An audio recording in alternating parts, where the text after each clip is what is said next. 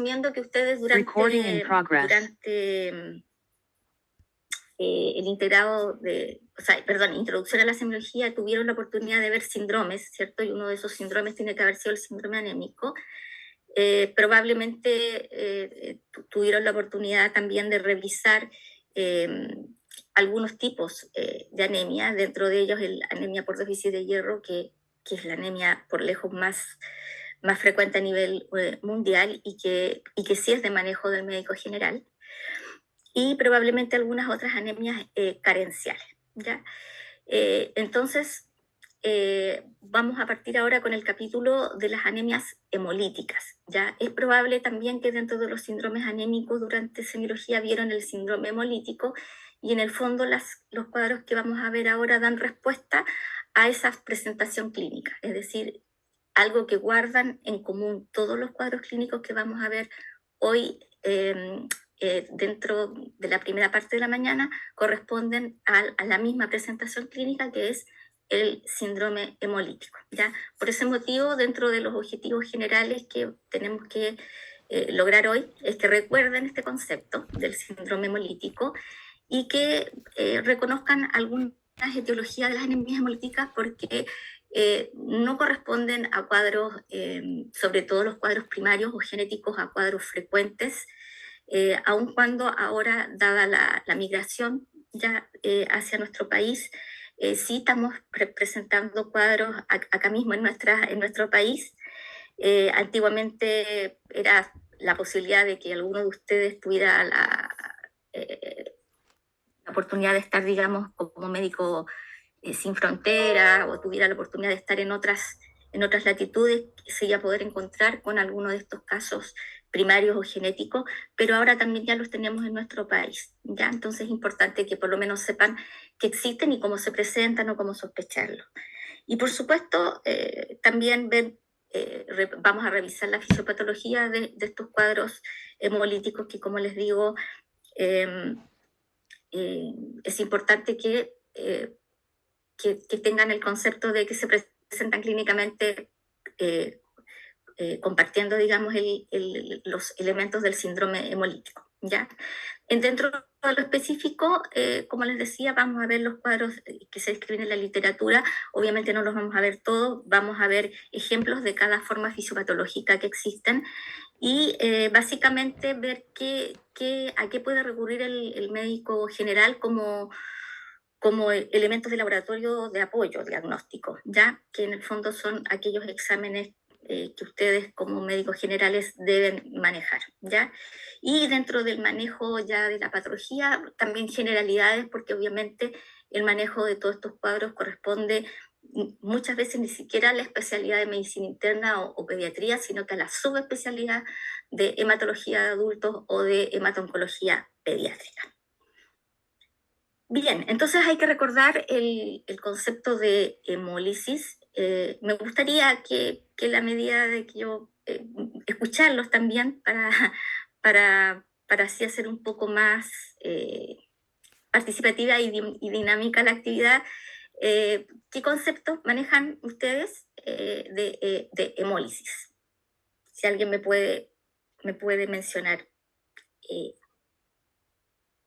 Recuerden que estamos en un ambiente resguardado, no hay problema si no es la definición exacta, o simplemente lo que ustedes entienden por hemólisis. Cuando se rompen los glóbulos rojos. Ya, sí. Ya. ¿Alguna otra elemento que quisiera agregar? Que un poco está ahí ya en la imagen, está como el spoiler.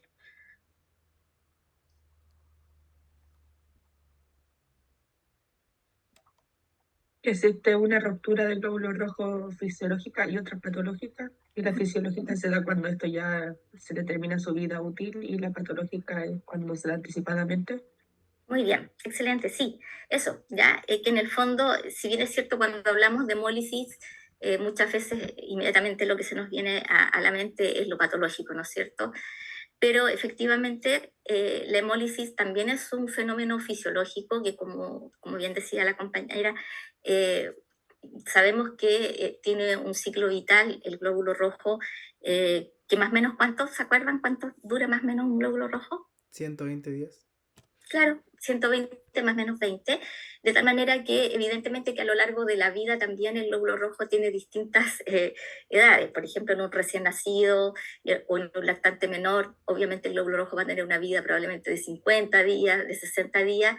Es paulatinamente que vamos adquiriendo el que la vida media de nuestros glóbulos rojos sea justamente los 100 días, ¿ya? Y bueno, y efectivamente existe un sistema fiscalizador que, que va reconociendo aquellos glóbulos rojos alterados o ya envejecidos, los saca del sistema y esto es algo totalmente fisiológico, ¿no es cierto? ¿Ya? Pero también, como vamos a ver ahora, existen situaciones patológicas en las que se presenta, digamos, esta ruptura. Pero antes de pasar a eso, recordar que en términos muy estrictos debiéramos hablar de eritrolisis, porque en el fondo cuando hablamos de hemólisis todos también asumimos que estamos hablando de la ruptura del glóbulo rojo, y eso es así, es verdad. Pero en el fondo uno debiera pensar que hemólisis debiera ser cualquier ruptura de un elemento figurado de la sangre, ¿no es cierto?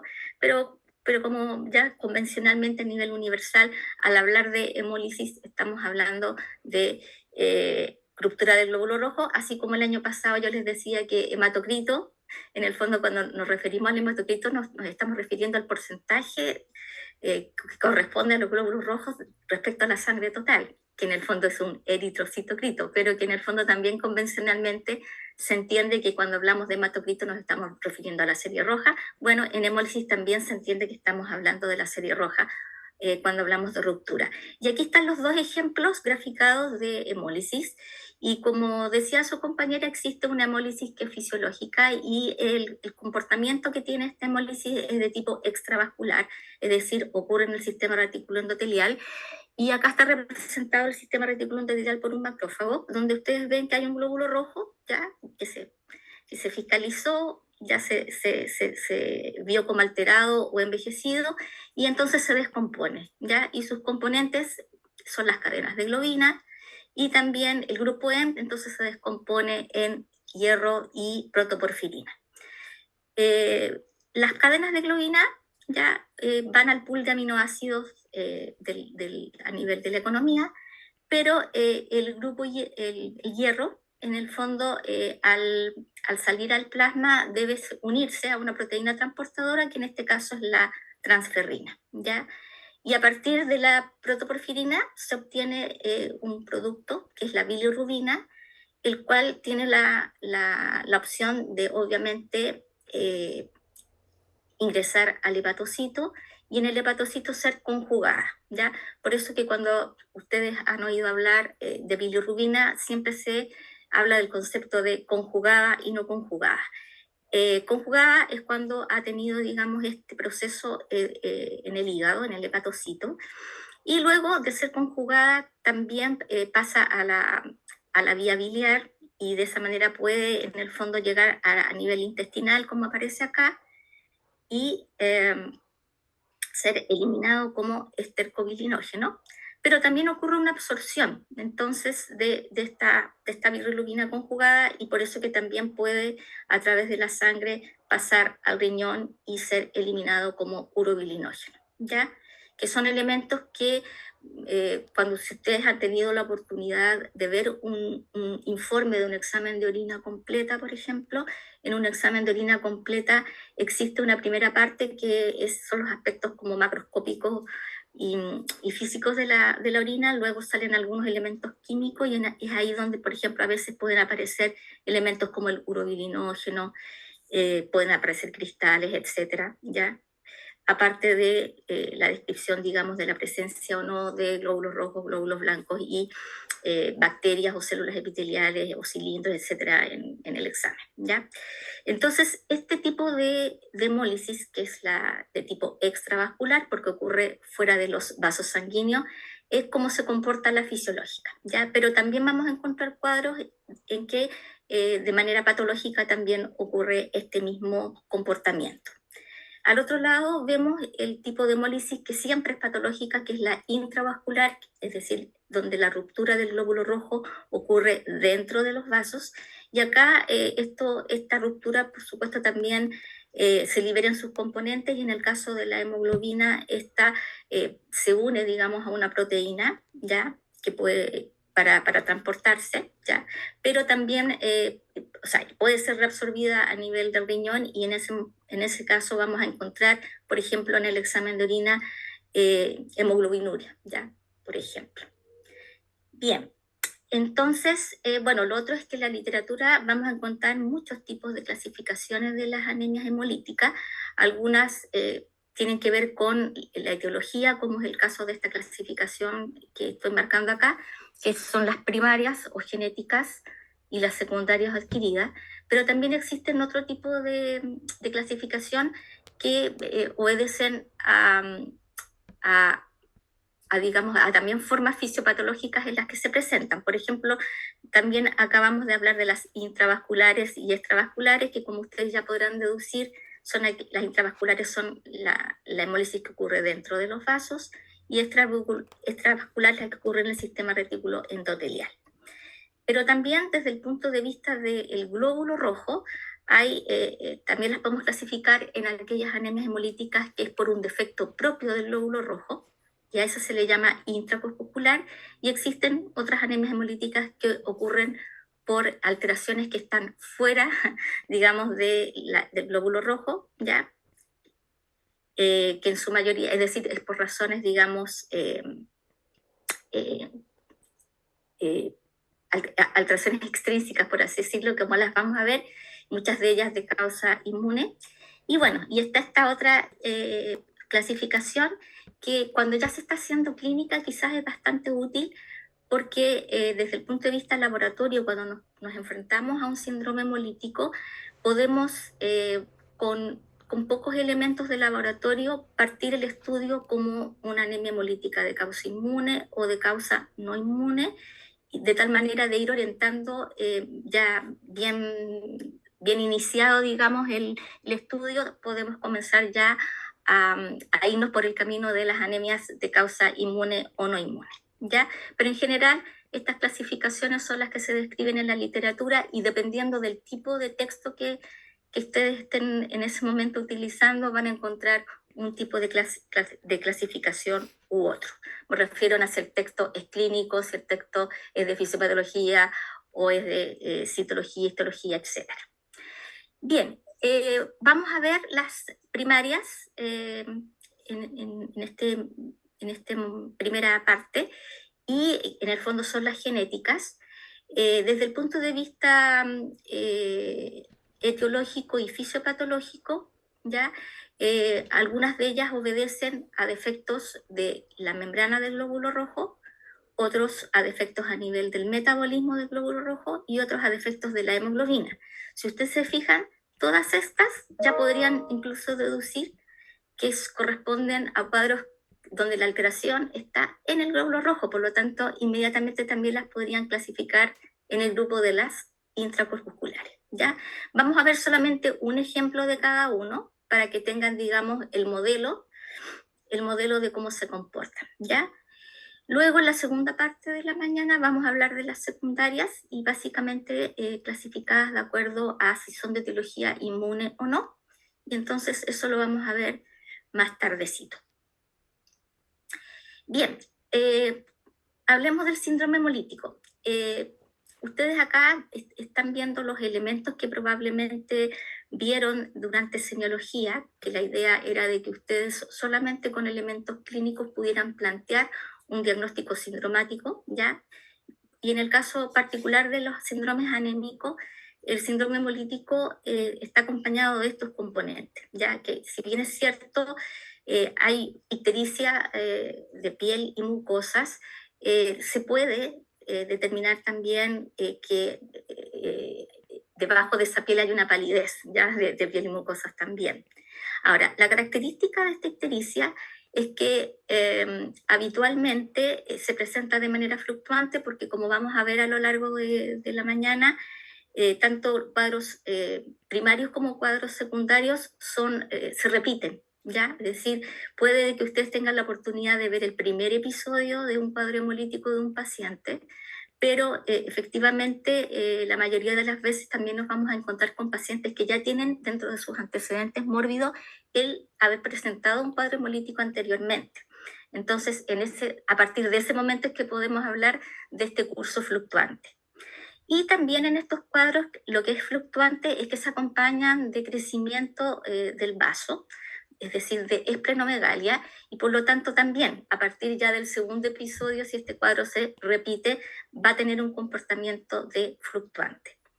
Otro elemento importante es que como los cuadros hemolíticos responden a cuadros altamente metabólicos, los pacientes también presentan fiebre, ¿ya? Y es por eso que estos 4 elementos están presentes en la mayoría de los cuadros que vamos a ver hoy. Otro elemento que también responde a un alto estado metabólico es la taquicardia, ¿ya? Que también tiene que ver con la presencia de la fiebre y con el alto estado metabólico que conlleva un cuadro hemolítico, ¿ya? Desde el punto de vista fisiopatológico, tenemos elementos del laboratorio que nos pueden dar cuenta de ello, ¿ya? Y que los vamos a ver de inmediato, ¿ya? Cuando hay un cuadro hemolítico, obviamente estamos hablando de que es porque se sobrepasan los límites de lo que es la hemólisis fisiológica, ¿ya? Y por lo tanto es en ese momento cuando nos vamos a encontrar con este cuadro de ictericia y de esplenomegalia, ¿ya? La lisis eritrocitaria evidentemente significa estimular a la médula ósea a que haya un aumento de la producción de la serie roja. Entonces también vamos a tener ese otro elemento. Y también podemos en algunos casos, sobre todo de las hemólisis donde el daño del glóbulo rojo, el que está implicado en la lisis, vamos también a tener algunos elementos del laboratorio que nos pueden dar cuenta de que es el glóbulo rojo el que ha sufrido un daño. Y bueno, de la lisis, algunos exámenes de laboratorio que ustedes van a comenzar a utilizar y a interpretar de aquí en adelante está el de la bilirrubina, ¿ya? El examen es un examen bioquímico que se solicita como bilirrubina total y conjugada. Y este examen bioquímico en el fondo permite medir en el suero del paciente el nivel de la bilirrubina total, ¿ya? Y permite medir la conjugada, ¿ya? Y la no conjugada se debe calcular restándole la conjugada a la total. Por eso que ustedes van a encontrar que existen 2 términos, que cuando hablamos de laboratorio muchas veces hablamos de bilirrubina directa y bilirrubina indirecta y bilirrubina total, ¿ya? Y es solamente porque el sistema de laboratorio mide directamente la total y mide directamente la conjugada, pero la indirecta la calcula, ¿ya? Entonces podríamos decir que un equivalente de bilirrubina conjugada es la bilirrubina directa y un equivalente de la no conjugada es la indirecta, que son los 2 conceptos que ustedes a lo largo de su formación van a utilizar y van a conocer, ¿ya? Bueno, justamente en el caso de una hemólisis vamos a encontrar que hay una elevación de la bilirrubina total y específicamente en los cuadros hemolíticos se refiere a la no conjugada, ¿ya? Y lo otro que pueden ver en un examen de orina, como les explicaba adelante, es que haya presencia de urobilinógeno. El estercobilinógeno en realidad, si bien es cierto, se describe en la literatura, no es un examen que de rutina se tome en las heces, ¿ya? Así que solamente un dato de la causa que, como les digo, se presenta en la literatura.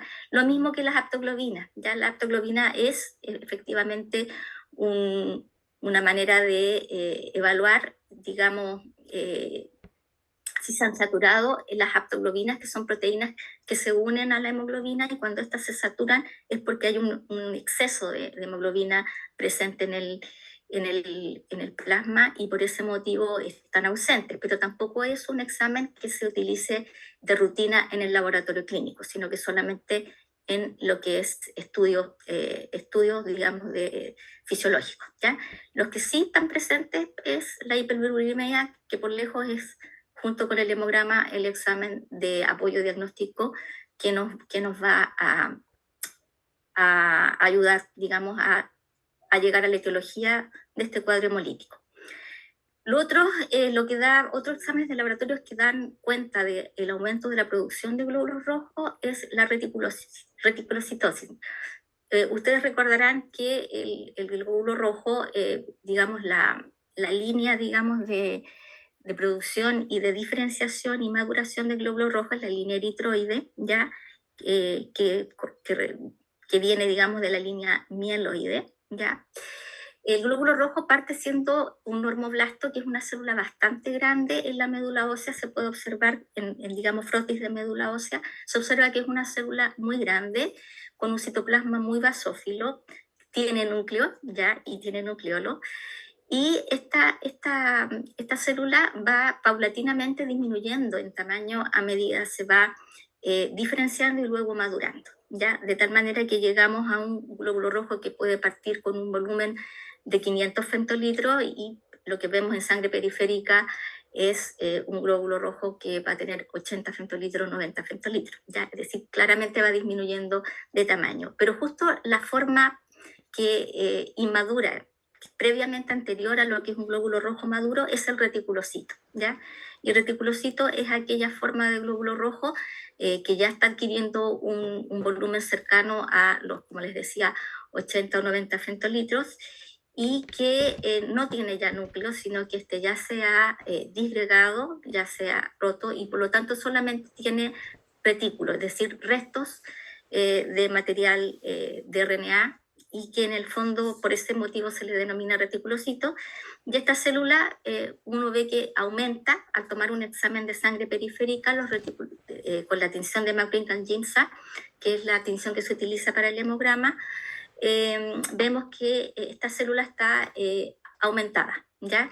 Y la forma como se ve en un hemograma, y que van a tener ustedes la oportunidad de verlo en el laboratorio de citología, es como un glóbulo rojo sin la claridad central, sino que totalmente coloreado con un tinte más bien